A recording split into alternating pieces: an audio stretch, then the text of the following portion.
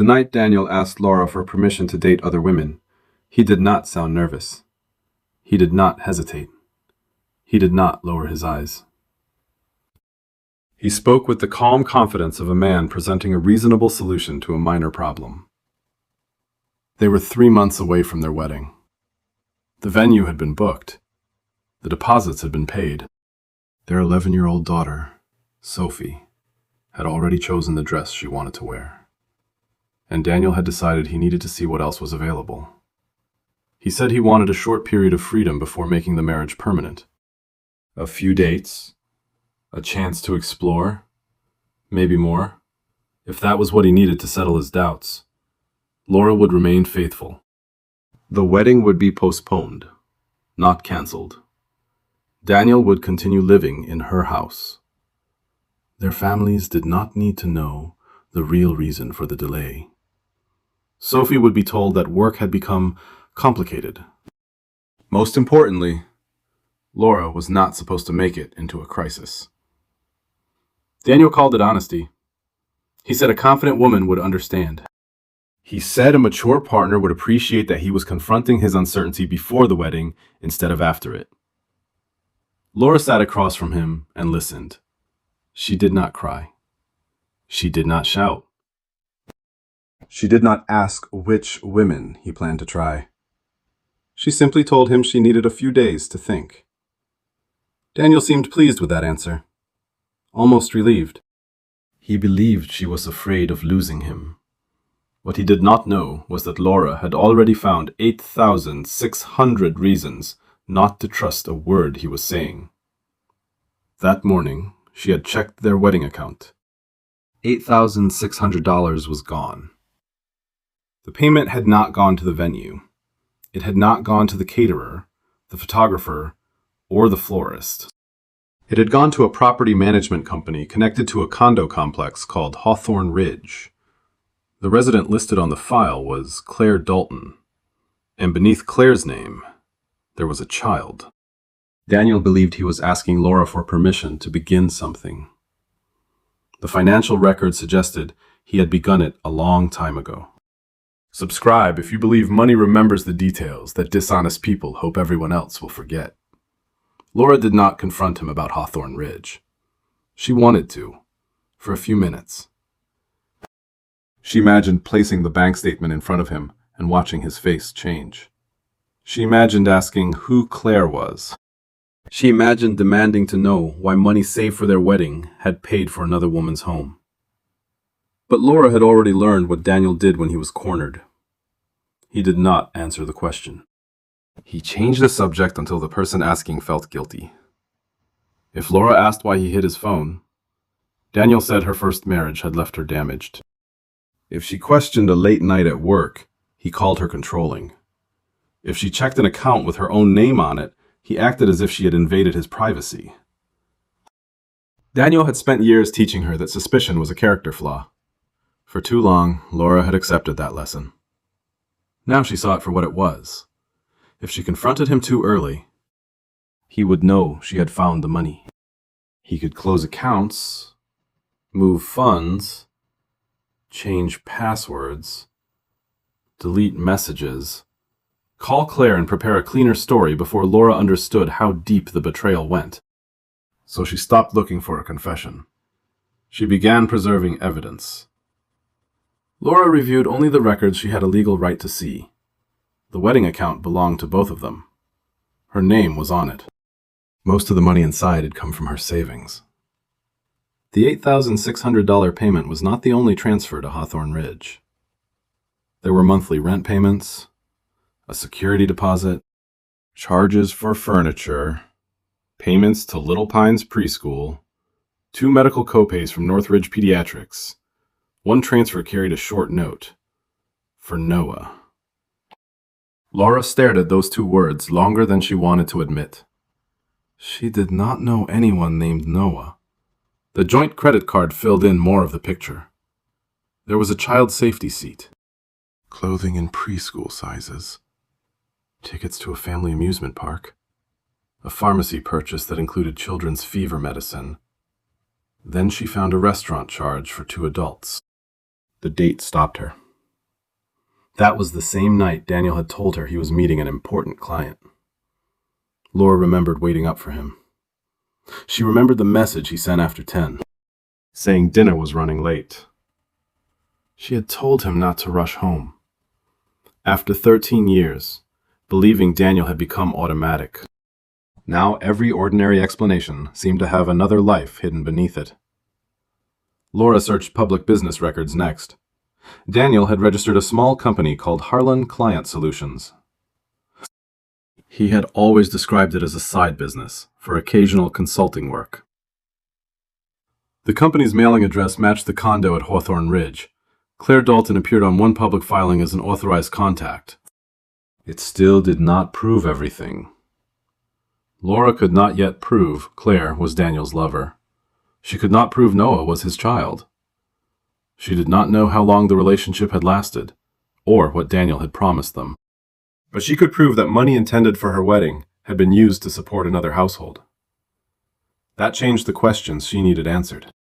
She no longer cared whether Daniel claimed to love Claire. She wanted to know how much money he had moved. She wanted to know whether he had touched her credit. She wanted to know why he had spent 18 months paying for a condo while telling Laura that their wedding budget was running short. She downloaded every statement from the joint account. She saved the bank emails. She printed the public filings. She wrote down the dates Daniel claimed to be traveling and compared them with the charges near Hawthorne Ridge. She organized everything by month. She did not break into Daniel's phone. She did not open his private email. She did not contact Claire. She did not install tracking software. She did not post accusations online. Laura understood something Daniel had never expected her to understand. Anger could wait. Evidence could disappear. When Daniel asked whether she had reached a decision about his proposal, Laura told him she needed more time. He mistook her calm for fear. His behavior softened almost immediately. He brought home dinner. He poured her a glass of wine. He told her he was proud of the way she was handling the conversation. He said she was finally thinking like an adult. Laura listened while the man who had spent her wedding money praised her for not questioning him. Daniel believed she was preparing to accept his terms. He had no idea she was preparing to remove him from her future. 2 days later, Laura found an unfinished tenant verification form attached to an email from the condo management company. Daniel had listed her as a future co-guarantor. The document stated that after their marriage, Laura's income and credit could be used to strengthen the lease. Claire Dalton was listed as the primary resident. Below Claire's name was a dependent, Noah Dalton. 4 years old. Laura sat alone at the kitchen table with the document in front of her. Sophie was asleep upstairs.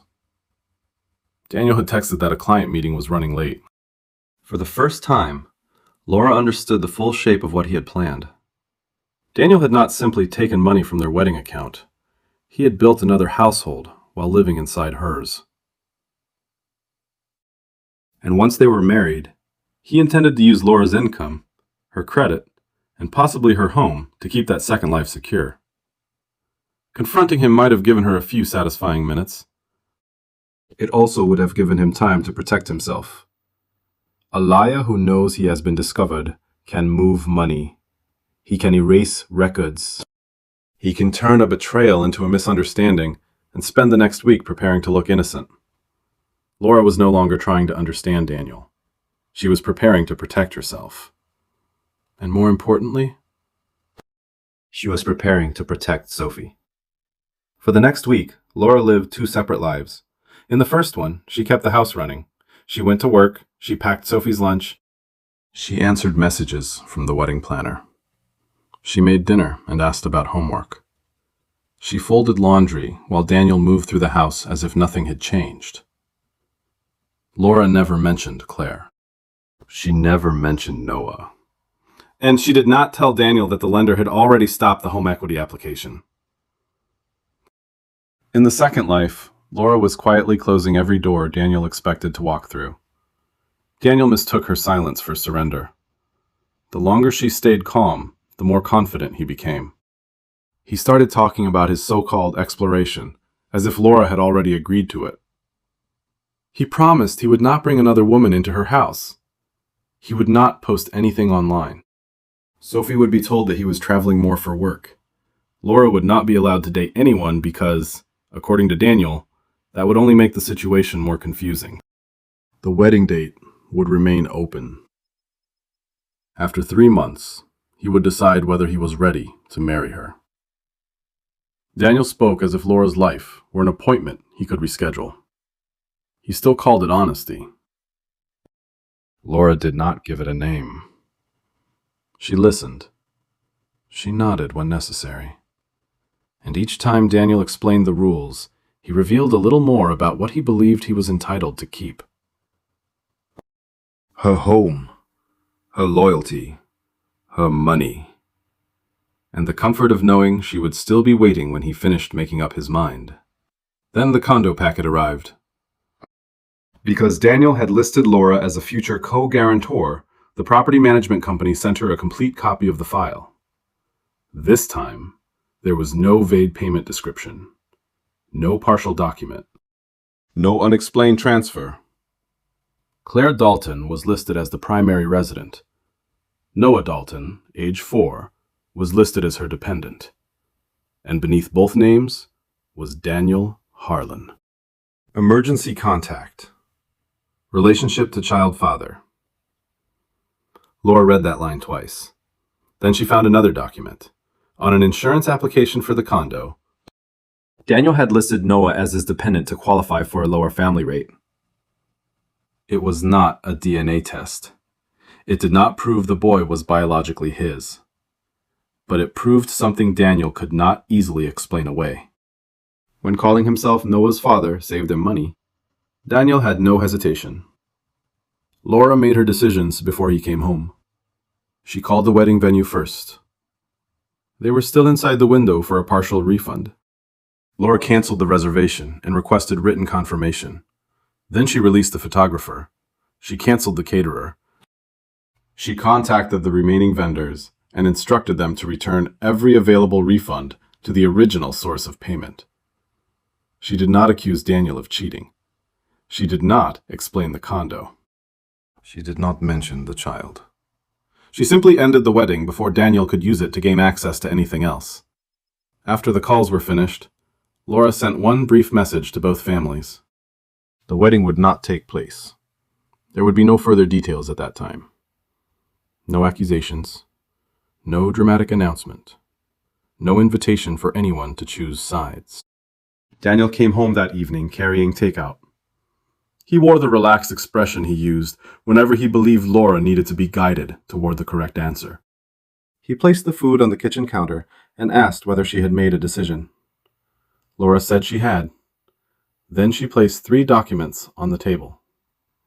The condo lease packet, the lender's written confirmation that the home equity application had been stopped, and the wedding cancellation notice. Daniel looked down at the papers. For several seconds, he did not touch them. The confidence left his face first, then the color. Laura spoke before he could begin building an explanation. You said you needed time to decide whether I was the right woman. These records show you made that decision 18 months ago. Daniel's story changed immediately. Claire was only a friend. Noah might not even be his child. Claire had been struggling, and he had only tried to help.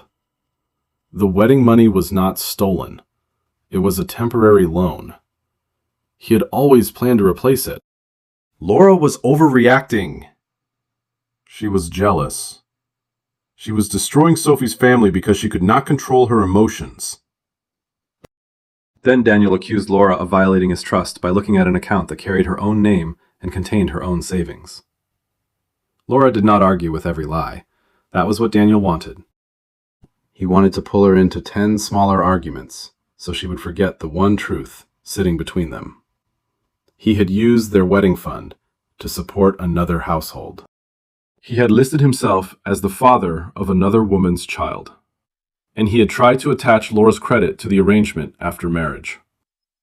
Laura looked at him and said, "I did not cancel your future. I stopped you from financing it with my house." That was the moment Daniel stopped pretending to be reasonable. His voice rose. He said Laura had no right to cancel their wedding without discussing it with him. She reminded him that he had asked for the right to date other women without her agreement. Daniel said that was different. Of course it was. Everything was different when he was the one being denied something. He accused her of humiliating him in front of both families. He said people would think he had done something terrible. He said she had made him look dishonest before he had the chance to explain. Laura almost laughed at that. Not because anything was funny. Because Daniel still believed the problem was how the truth made him look. Then he changed tactics. He brought up Sophie. He said their daughter needed stability. He said Laura was tearing apart the only family Sophie had ever known. He warned her that if she forced him out of the house, he would demand equal custody. 50-50. He said a judge would see that Laura was emotional, controlling, and financially vindictive. He said Sophie needed a father who could protect her from decisions made in anger. Laura looked at the man standing in her kitchen. This was the same man who had missed parent-teacher meetings because of work. The same man who rarely knew when Sophie had a medical appointment. The same man who had canceled promised weekends and left Laura to explain his absence. Daniel had not become deeply concerned about custody until the house and the money were no longer available to him. That told Laura everything she needed to know. He was not trying to save their relationship. He was preparing to use their daughter as leverage. Laura did not tell him about the calendar she had already started. She did not mention the school records, the medical appointments, or the nights he had claimed to be traveling while his card was being used near Hawthorne Ridge. She simply told him that any custody discussion would go through the proper legal process. Daniel stared at her as if he had never heard her speak that way before. Maybe he had not. For years, Laura had softened every difficult sentence to protect the peace. That night, she stopped protecting a peace that had never protected her. Daniel packed a bag and left.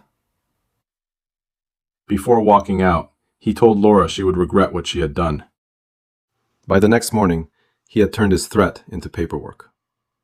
He filed for 50-50 custody of Sophie. He asked for flexible parenting time. He claimed his income had recently decreased. And he accused Laura of using money and access to their daughter to punish him for having doubts before the wedding. Daniel believed the filing would frighten her into negotiation. What he did not understand was that Laura had already stopped negotiating with his version of the truth. The custody calendar had dates, the payroll records had numbers, the financial statements had addresses. And one DNA result was about to answer the question Daniel had spent years avoiding. Daniel's custody filing arrived before Laura had finished her first cup of coffee. He wanted equal parenting time with Sophie. He wanted a flexible schedule that would allow him to change weekends around his work. He wanted child support reduced because, according to his paperwork, his income had recently fallen. He also wanted access to Laura's house, so he could collect what he called shared property. The filing described Laura as emotional, controlling, and financially aggressive. It did not mention Claire. It did not mention Noah. It did not mention the condo, the wedding money, or the home equity loan Daniel had tried to place against a house he did not own. Laura read every page once. Then she sent it to her attorney. She did not call Daniel. She did not send an angry message. She did not try to correct his story on social media. She let the records answer him. The custody calendar showed who had actually cared for Sophie. Laura had handled nearly every school pickup. She had attended the teacher meetings, medical appointments, therapy sessions, and after-school activities. When Sophie was sick, Laura stayed home. Daniel's name appeared far less often. He had missed weekends because of business travel. He had canceled plans at the last minute. He could not remember the name of Sophie's therapist. He rarely knew when her next appointment was scheduled. The dates mattered. Several nights Daniel claimed to be traveling matched purchases near Hawthorne Ridge. Restaurant charges, gas stations, a pharmacy. The same condo complex he had insisted was only connected to a struggling friend. Laura did not ask the court to remove Daniel from Sophie's life. She asked for something more practical. A stable primary home with her, a clear parenting schedule with Daniel, communication through a co-parenting application, no using Sophie to deliver messages. No last-minute changes unless both parents agreed. Daniel had expected Laura to look vindictive. Instead, she looked prepared. That made his claim that she was unstable much harder to sell. The financial records created a different problem for him. Daniel claimed his earnings had dropped because the sales market was weak. On paper, his salary looked lower than it had the year before. But the full records told a more complicated story. Commissions had been delayed. Bonuses had moved through Harlan Client Solutions. Personal expenses had been labeled as business costs. Claire had received regular consulting payments, even though Daniel struggled to explain what work she had performed. The condo rent had been categorized as business housing.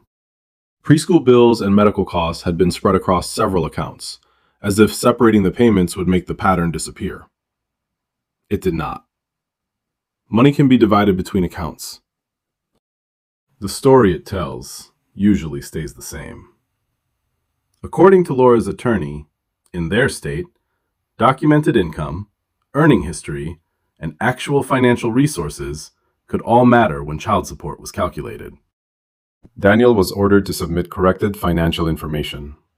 The income used for support was higher than the amount he had first claimed. Then Claire filed her own case. Once Laura blocked the home equity loan and the wedding account stopped covering expenses, the condo became harder to maintain. Claire could no longer rely on private promises and irregular transfers. She asked Daniel for formal child support. Daniel responded by denying that Noah was his son. That denial did not last long. A court-approved paternity test was ordered. The results showed a 99.97% probability that Daniel was Noah's father. Laura did not celebrate. There was nothing satisfying about a child being pulled into the truth because the adults around him had refused to tell it. Noah had not lied. Sophie had not lied. The children were simply living inside decisions made by people old enough to know better. Still, the result confirmed what the financial records had been saying from the beginning. Daniel had not been considering whether to start a second life. He had already built one. He had paid rent, preschool costs, medical bills, meals, and family expenses for years. Then he had tried to marry Laura and use the equity in her house to make that second household more secure. The consequences came slowly. There was no dramatic speech from a judge. No single moment where Daniel lost everything at once. Real consequences rarely arrive that cleanly. The home equity loan never closed. Laura's house remained hers. Daniel's name never appeared on the deed. The wedding money was reviewed according to documented contributions and vendor contracts. Laura recovered the portion she could clearly prove came from her savings. Daniel remained responsible for costs he had personally authorized. His child support for Sophie was based on corrected financial information. He also became legally responsible for supporting Noah. The condo could not be purchased with Laura's home equity. Claire stopped protecting Daniel's explanations once she had to rely on court orders instead of private promises. Daniel moved into a smaller apartment. His time with Sophie followed a schedule. His support payments were no longer favors he could delay whenever another expense seemed more important. After one of the hearings, Daniel contacted Laura. His message began with Claire. He said she had only cared about money. He said the relationship had become impossible once lawyers and support orders were involved. Then he moved to the past. 13 years together. Their family. The home they had shared. The wedding they had almost had. He said he had panicked before marriage. He said asking to see other women had been a mistake. But at least he had been honest enough to say it before the ceremony. Laura read the message twice. There was still no real apology. Daniel did not apologize for using the wedding fund. He did not apologize for planning to attach Laura's credit to Claire's condo. He did not apologize for threatening custody when he realized the house was no longer within reach. He regretted the consequences. That was not the same as regretting the betrayal. Laura told him he could communicate with her about Sophie through the parenting application. He would not be returning to the house. 1 year later, Laura was still there. The mortgage remained in her name. There was no home equity loan. There were no secret lease documents arriving in her inbox. The room once prepared for wedding guests became a small office and reading room. Laura painted it herself. She placed a desk near the window and filled one wall with bookshelves. Nothing about the room was expensive or impressive.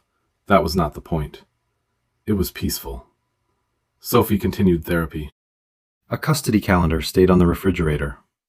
Her school events, medical appointments, and time with Daniel were written clearly where everyone could see them. She was not asked to carry messages between her parents. She was not told to choose one home over the other. Laura reminded her that families could change shape without forcing a child to stop loving either parent. She never spoke cruelly about Claire in front of Sophie. She never used Noah's name as an insult. The boy was not proof that something was wrong with him. He was proof that Daniel had lied. There was a difference. The money Laura recovered from the wedding fund finally went toward things that were real. Part of it went into Sophie's college account. Part of it repaired the roof. The rest stayed in emergency savings. No flowers, no venue, no expensive dinner for people who would have smiled while Laura married a man already supporting another home. Just a stronger roof. A safer future for her daughter. And enough money set aside to sleep without fear. Daniel's life became smaller. He lived in an apartment instead of Laura's house. He followed a parenting schedule. He paid support for both children. Claire did not remain with him. There was no dramatic public breakup. Their relationship simply failed when it had to survive ordinary responsibility. Bills, legal filings, school schedules, parenting. The quiet work of telling the truth every day. Some relationships seem powerful in secrecy because secrecy protects them from reality. Once that protection disappears, there is often very little left. Laura did not rush to find someone new. For a long time, freedom meant waking up without wondering where Daniel had been. It meant no longer checking whether a phone had been turned face down. It meant making a financial decision without wondering whether someone had already made another one behind her back. She learned to sleep through the night again. Then, 2 years later, Laura attended a hospital fundraiser. That was where she saw Robert Ellis. Robert had worked in the hospital's finance department years earlier. He was steady, polite, and never the loudest person in the room. Before Daniel proposed, Robert had once asked Laura to dinner. She had declined. She was committed to Daniel, and she had believed loyalty meant closing every other door. Robert had accepted her answer without resentment. He did not pressure her. He did not try to remain close in the hope that her relationship would fail. He simply respected the boundary and moved on. At the fundraiser, they talked for several minutes. Then they had coffee the following week. Nothing about it was dramatic. Robert did not promise to repair what Daniel had broken. He did not ask Laura to prove that she trusted him. He understood that trust was not something a wounded person owed him on demand. It was something he had to earn. So he did. Slowly. He called when he said he would. He arrived on time. He respected Sophie's schedule. He never treated Laura's independence as a problem. He did not ask to control her accounts. He did not suggest his name belonged on her house. He understood that the life Laura had built before him was not an obstacle. It was part of the woman he cared about. A year later, Robert asked Laura to marry him. The wedding was small. Sophie stood beside her. There was no borrowed money, no secret account, no condo hidden behind a consulting company. And there was no man asking for permission to explore other options while expecting Laura to wait quietly at home. Laura married someone who had once wanted her, respected her when she was unavailable, and returned only when she was free to choose. Daniel had said he needed to try other women to make sure Laura was the right choice. The financial records proved he had already chosen. What he never expected was that Laura would eventually make a choice of her own. Not out of anger, not to punish him, not to prove she had won. She chose a man who never treated commitment like a test she had to pass. And she chose a life where peace did not depend on someone else's honesty. That was the part Daniel never understood. Real freedom was not watching him struggle. It was reaching a point where his struggle no longer shaped her day. For the first time in years, Laura was not waiting to be selected. She was home. Subscribe for more stories about betrayal, custody, financial truth, and the quiet moment someone finally takes her power back.